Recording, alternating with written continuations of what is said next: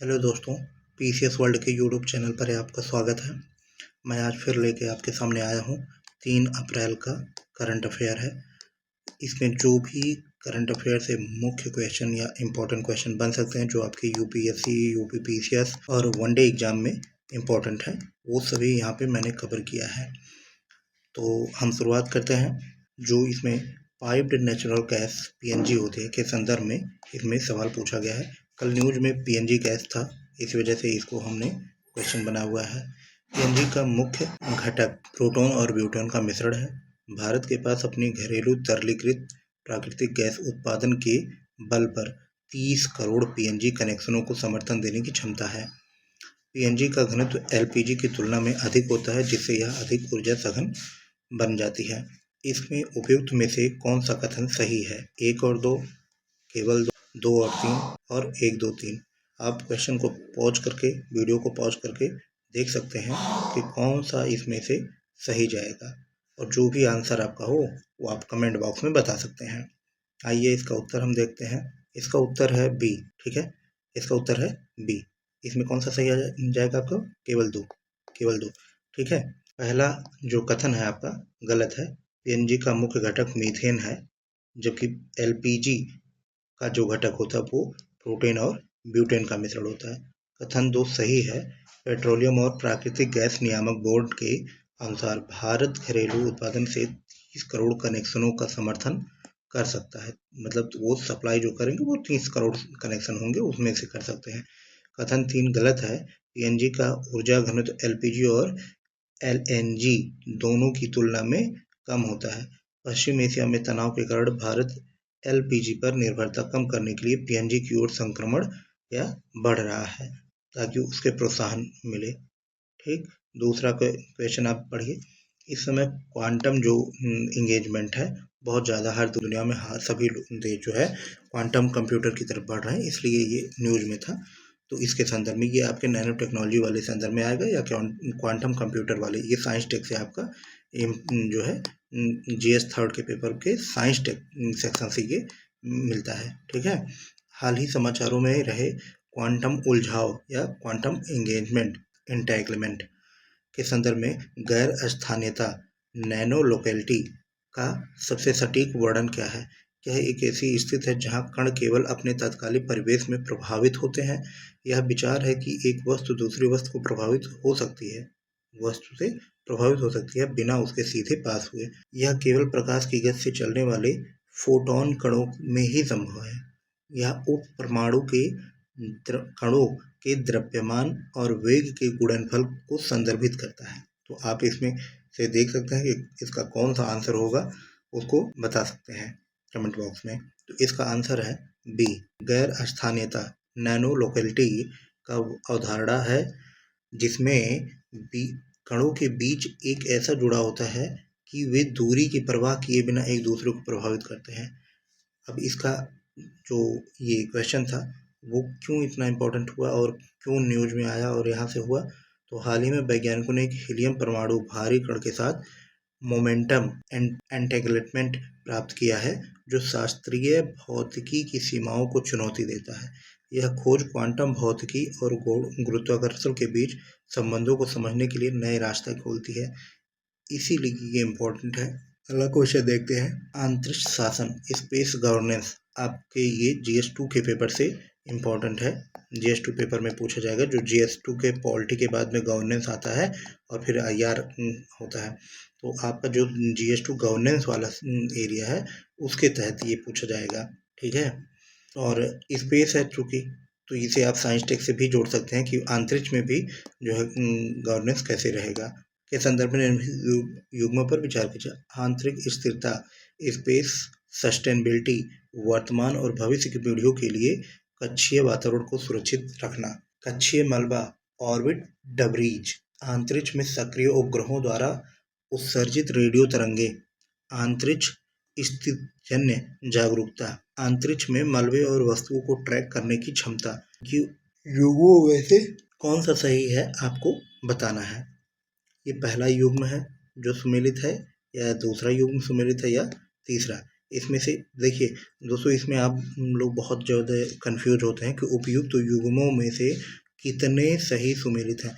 कभी यहाँ पे इस तरह एक वाला बना रहता है, ठीक है, अंक वाला, यहाँ पे कभी कभी हिंदी में लिखा रहता है। तो जब भी आप ध्यान दीजिए कि कितने लिखा रहता है तो हिंदी वाला लिखा जाता है, और कौन सा लिखा होता है तो अंक वाला लिखा जाता है।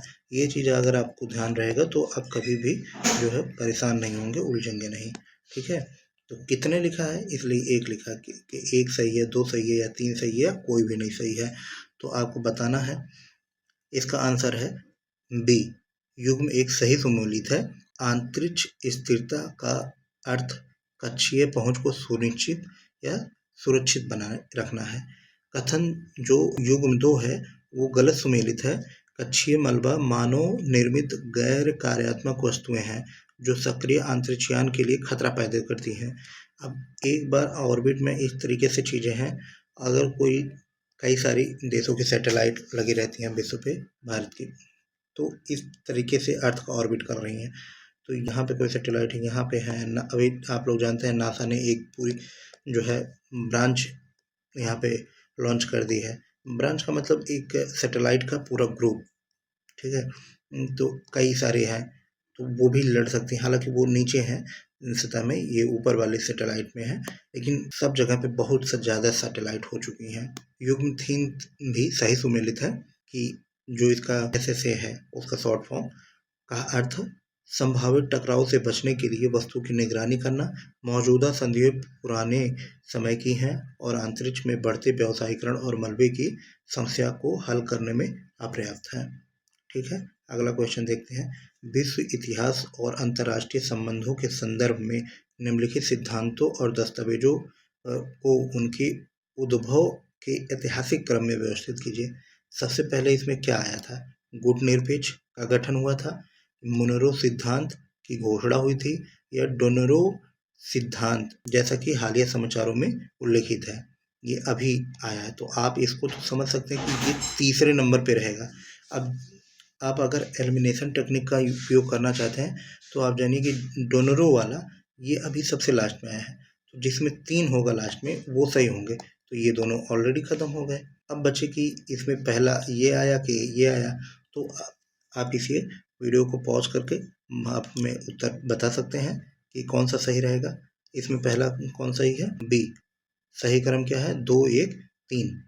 मतलब पहले कौन सा आया? मोनरो, उसके बाद में फिर गुटनिरपेक्ष, फिर आया आपका डोनेरो। जो भी आप बोलें, थोड़ा सा प्रोनाउंसिएशन में अलग हो सकता है क्योंकि इंग्लिश और हिंदी में अलग अलग चीज़ें रहती हैं। मोनरो सिद्धांत 1823 में अमेरिकी वर्चस्व की घोषणा की गई थी। गुटनिरपेक्ष आंदोलन का गठन 1961 में हुआ था, विकासशील देशों के मंच के रूप में। डोनेरो सिद्धांत का संदर्भ हालिया 2026 में ट्रंप प्रशासन की नीतियों से है, जो मोनरो सिद्धांत का आधुनिक साम्राज्यवादी विस्तार माना जाता है। समाचारों में रूस द्वारा क्यूबा को दी गई मानवीय सहायता का उल्लेख अमेरिका की एक पक्षीय बुली विदेश नीति के प्रतिरोध में के रूप में देखा गया है, ठीक है। अगला क्वेश्चन देखते हैं।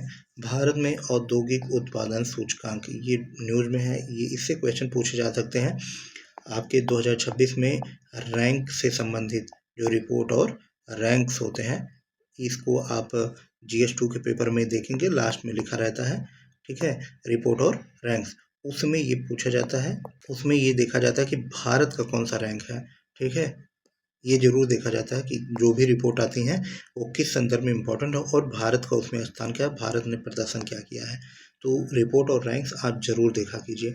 भारत में औद्योगिक उत्पादन के में पूंजीगत वस्तुओं के क्षेत्र में तीव्र वृद्धि किस आर्थिक प्रवृत्ति का सबसे मजबूत संकेत है? उपभोक्ता विश्वास में भारी गिरावट, अर्थव्यवस्था में निवेश के नेतृत्व वाले विकास चक्र का पुनरुद्धार, केवल कृषि क्षेत्र में उत्पादकता की वृद्धि, 8 मुख्य उद्योगों कोर इंडस्ट्री जो है की विकास दर में समांतर वृद्धि। तो आपको ये बताना है कि इसमें से कौन सा क्वेश्चन सही है।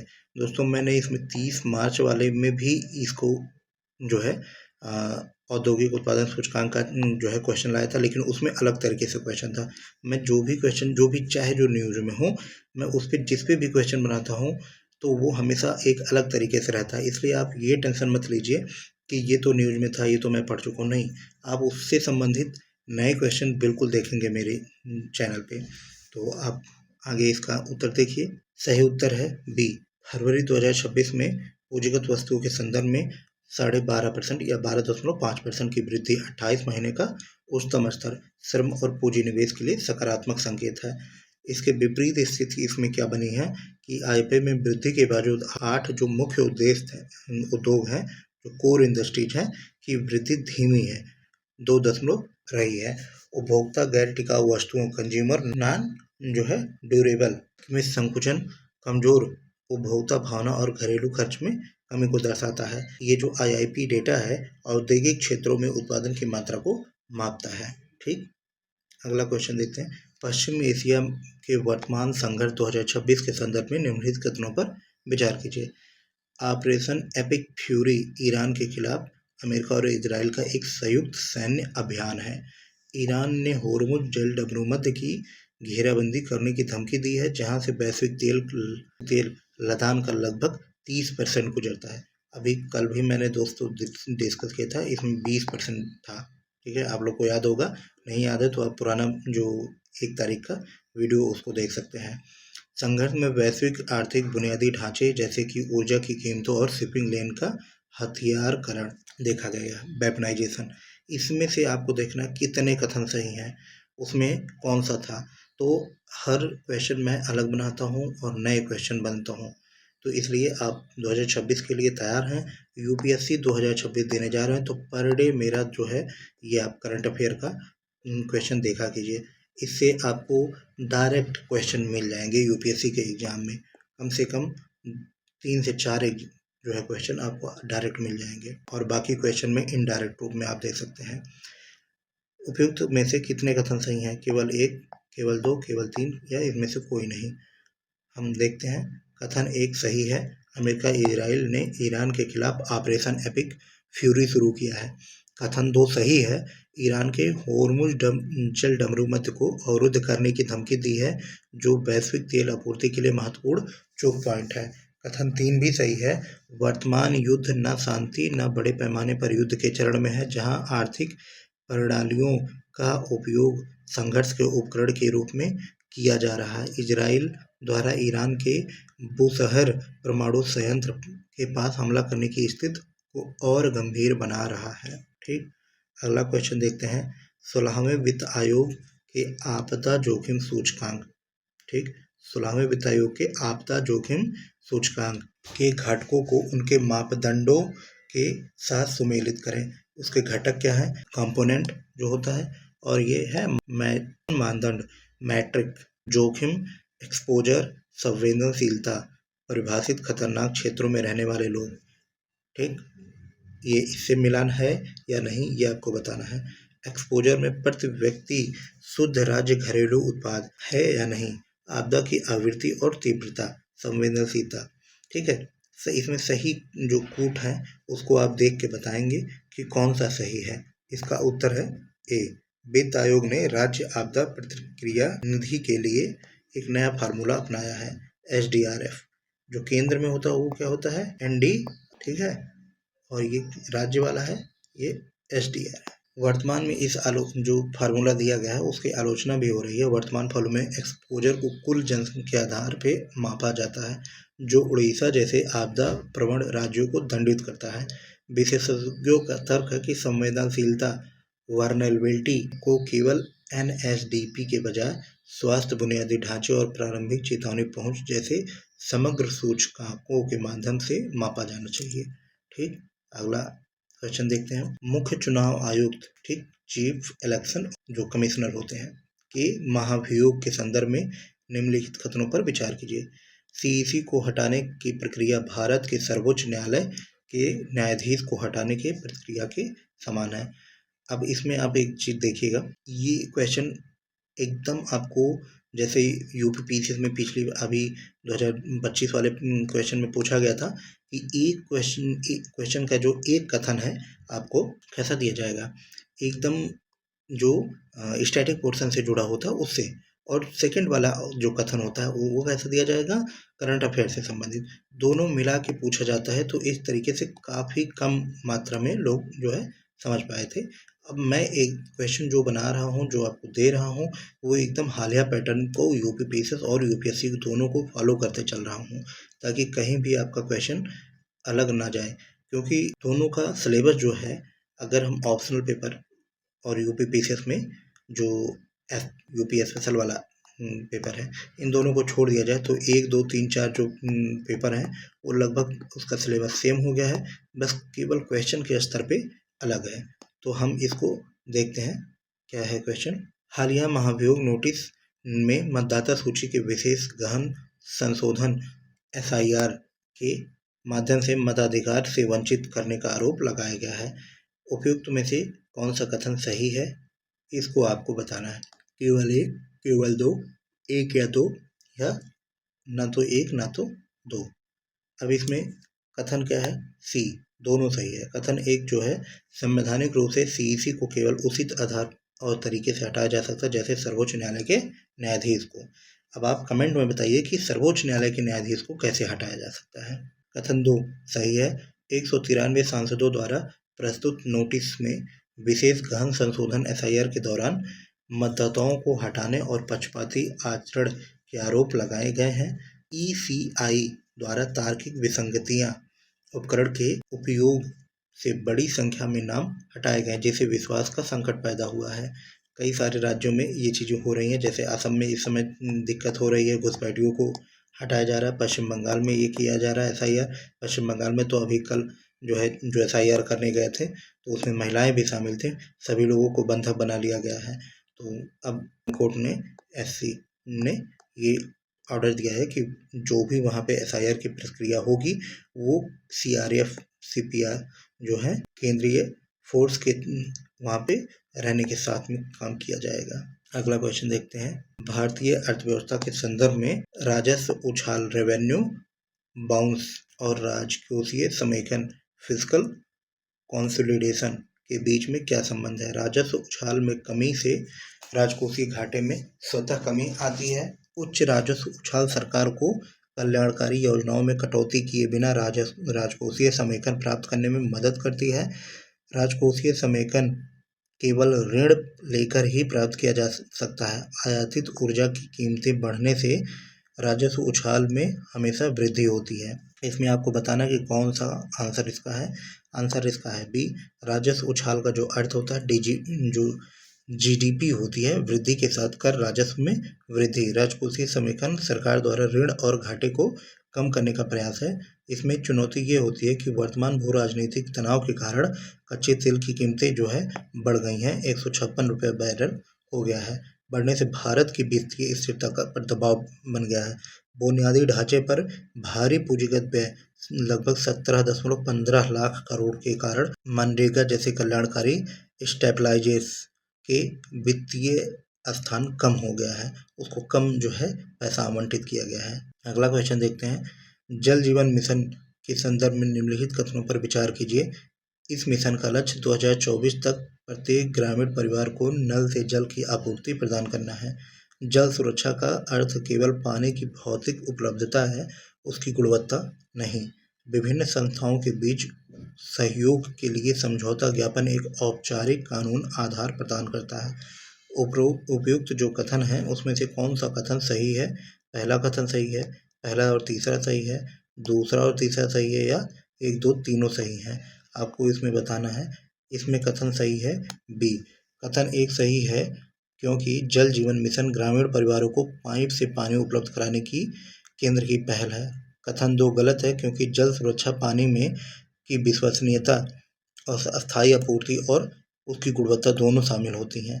कथन तीन भी सही है, क्योंकि एमओयू सहयोग की शर्तों को रेखांकित करने वाला औपचारिक समझौता है। वर्तमान में ग्रामीण और शहरी क्षेत्रों में जलपूर्ति बुनियादी ढांचे का विस्तार भारत की दीर्घकालिक ऊर्जा और संसाधन सुरक्षा रणनीति का हिस्सा है। अगला क्वेश्चन देखते हैं। मानव तस्करी से निपटने के लिए सर्वोच्च न्यायालय द्वारा अनिवार्य मानक संचालन प्रक्रिया एसओपी का प्राथमिक उद्देश्य क्या है। मानव तस्करी बहुत ज़्यादा होती है, जो खासकर जो ये वाला बेल्ट होता है इंडिया का, जैसे ये मैप है ना, ये वाले इलाके जो होते हैं इसके, पश्चिम बंगाल और नॉर्थ ईस्ट से कुछ, और इधर वाले इलाके में उड़ीसा, इस वाले इलाके से बहुत ज़्यादा ह्यूमन ट्रैफिकिंग होती है और ये सारी चीज़ें गोल्डन ट्रायंगल के पास में पड़ता है। इसलिए भी तस्करी के दोषियों के लिए दंड की अवधि बढ़ाना, पुलिस द्वारा त्वरित प्रतिक्रिया और पीड़ित की तत्काल रिकवरी सुनिश्चित करना, केवल अंतर्राष्ट्रीय सीमा पर तस्करी को रोकना, तस्करी से संबंधित डेटा के वार्षिक प्रकाशन को अनिवार्य करना। इसका अगला आंसर है बी। सुप्रीम कोर्ट ने मानव तस्करी के मामले में तत्काल पुलिस कार्रवाई और पीड़ितों के पुनर्वास के लिए व्यवहारिक एसओपी बनाने का निर्देश दिया है। एसओपी जटिल नियमित कार्यों को कुशलतापूर्वक करने के लिए चरण दर चरण निर्देश प्रदान करती है। मानव तस्करी के शोषण के लिए लोगों का अवैध परिवहन शामिल है, कहीं से कहीं जाते हैं वो भी उसमें शामिल है। न्यायालय ने समयबद्ध प्रक्रिया पर जोर दिया है ताकि पीड़ितों को और अधिक आघात से बचाया जा सके। अगला क्वेश्चन देखते हैं। भारत की रक्षा खरीद और माउंटेन रडार के संबंध में निम्नलिखित कथनों पर विचार कीजिए। यह सौदा बाय इंडियन IDDM श्रेणी के तहत हस्तांतरित किया गया है। इन रडार प्रणालियों को भारत इलेक्ट्रिक लिमिटेड BEL द्वारा स्वदेशी रूप से डिजाइन किया गया है। ये रडार भारतीय वायुसेना की निगरानी क्षमताओं को विशेष रूप से पहाड़ी क्षेत्रों में बढ़ाएंगे। उपयुक्त कथनों में से कौन सा कथन सही है? केवल 1 और 3, 2 और 3, केवल 1 और 1, 2, 3। इसमें कौन सा कथन सही है ये आपको बताना है। कथन 1 इसका ए आंसर जो है सही है, यानी कि 1 और 3। ठीक है, 1 और 3। एक्सप्लेनेशन देखते हैं इसका व्याख्या। कथन 1 सही है क्योंकि रक्षा मंत्रालय ने 1950 करोड़ का सौदा किया है, ठीक, श्रेणी में खरीदा है। इंडियन IDDM श्रेणी में खरीदा है। कथन 2 गलत है क्योंकि इन प्रणालियों को DRDO की इलेक्ट्रॉनिक्स और रडार विकास स्थापना LDRE द्वारा डिजाइन किया गया है, जबकि उत्पादन वेल करेगा। ठीक, दोनों में अंतर है, डिजाइन और इसका DRDO और LDE द्वारा बनाया गया है, और इसका उत्पादन जो है VEL करेगा, वेल।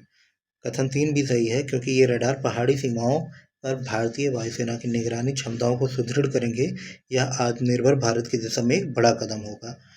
अगला क्वेश्चन देखते हैं। सेमीकंडक्टर हब के रूप में भारत की महत्वाकांक्षाओं के संदर्भ में हाल ही में उद्घाटित केन सेमीकॉन संयंत्र का स्थान साड़द भारत के किस राज्य में स्थित है? कर्नाटक में है, गुजरात में है, महाराष्ट्र में, तेलंगाना में है। ये क्वेश्चन बहुत इंपॉर्टेंट है दोस्तों, आप इसे जो है अपने क्वेश्चन बहुत इंपॉर्टेंट है, आप UPSC में और UPPSC दोनों में ये चीज़ें आप देख सकते हैं। ठीक है, ये क्वेश्चन दोनों में इम्पॉर्टेंट है, आप इसको अच्छे से तैयार कीजिए सेमीकंडक्टर, और इसको याद जरूर कीजिएगा। इसका आंसर हम देखते हैं। इसका आंसर है बी। प्रधानमंत्री ने गुजरात के साणंद में 3300 करोड़ की लगने वाली केन सेमीकॉन असेंबली और परीक्षण सुविधा का उद्घाटन किया है। इसका महत्व है कि भारत 2023 तक 100 बिलियन के सेमीकंडक्टर बाजार का लक्ष्य रख रखा है। भारत अमेरिकी नेतृत्व वाले पैक्स सेल का अभी जल्दी ही हुई है पहल का भी हिस्सा है, जिसका उद्देश्य सेमीकंडक्टर्स और दुर्लभ पृथ्वी तत्वों यानी रेयर अर्थ मैटर ठीक की आपूर्ति श्रृंखला को सुरक्षित करना है। भारत का सेमीकंडक्टर मिशन 2021 में शुरू किया गया था, ये भी आप देख सकते हैं। भारत का सेमीकंडक्टर मिशन जो है 2021 में शुरू किया था। ये भी एक क्वेश्चन है कि जो UPPSC में आपसे पूछा जा सकता है। अगला क्वेश्चन देखते हैं। अर्थव्यवस्था के संदर्भ में ग्रीनफील्ड निवेश और ब्राउनफील्ड निवेश के बीच में मुख्य अंतर क्या है?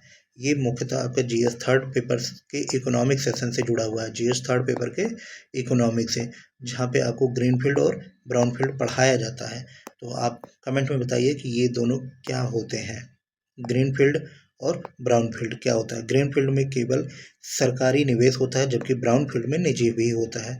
ग्रीनफील्ड में शून्य से नया बुनियादी ढांचा बनाया जाता है, जबकि ब्राउनफील्ड में मौजूदा परिसंपत्तियों का अधिग्रहण किया जाता है। ग्रीनफील्ड केवल कृषि क्षेत्र में से संबंधित है, जबकि ब्राउनफील्ड जो विनिर्माण से है। ग्रीनफील्ड निवेश में जोखिम कम होता है, जबकि ब्राउनफील्ड में अधिक होता है।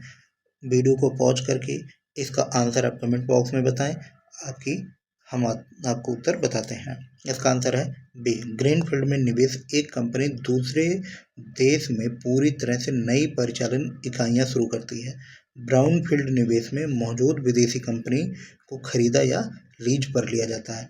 इसका संदर्भ अभी क्या था, क्यों ये न्यूज में आया है? भारत वर्तमान में सेमीकंडक्टर और ईवी के क्षेत्र में ग्रीनफील्ड निवेश को आकर्षित करने का ध्यान केंद्रित कर रहा है। इस तरीके से भी क्वेश्चन आ सकता था, इसीलिए मैंने 2 क्वेश्चन इस पे बनाया है। आप इसे बढ़िया से तैयार कीजिएगा। ध्यान केंद्रित कर रहा है ताकि रोजगार सृजन और नई तकनीक का हस्तांतरण सुनिश्चित हो सके। ब्राउन फील्ड की तुलना में ग्रीन फील्ड निवेश का अर्थव्यवस्था पर अधिक गुणक प्रभाव होता है, मल्टीपल इफेक्ट होता है। अगला क्वेश्चन देखते हैं। हाल ही में चर्चा में रहे ग्लोबल मिनिमम टैक्स पिलर 2 का प्राथमिक लक्ष्य क्या है? विकासशील देशों पर उच्च निर्यात शुल्क लगाना, बहुराष्ट्रीय कंपनियों एमएनसी जो है द्वारा कर चोरी टैक्स इवेजन के लिए बेस इरोजन और एंड प्रॉफिट शिफ्टिंग बीईपीएस, ये भी आपको इकोनॉमिक में पढ़ाया जाता है, को रोकना है। क्रिप्टो करेंसी लेन देन पर वैश्विक स्तर पर 30% पर जो है सुनिश्चित किया गया है। अपने यहाँ भी कर इस पे है, केवल यूरोपीय संघ के देशों के बीच में व्यापार को बढ़ावा देना। इसका आंसर हम देख लेते हैं। इसका आंसर है बी। ओईसीडी के नेतृत्व में 140 देशों से अधिक 15% की वैश्विक न्यूनतम दर पर सहमत हुए हैं। इसका उद्देश्य बड़ी कंपनियों को कम कर वाले देशों टैक्स हेवन में अपना मुनाफा स्थानांतरित करने से रोकना है। इसका विवरण ये है, ये क्यों न्यूज में आया। बहुराष्ट्रीय कंपनियां जहां लाभ कमाती हैं वहां उचित कर का भुगतान करें।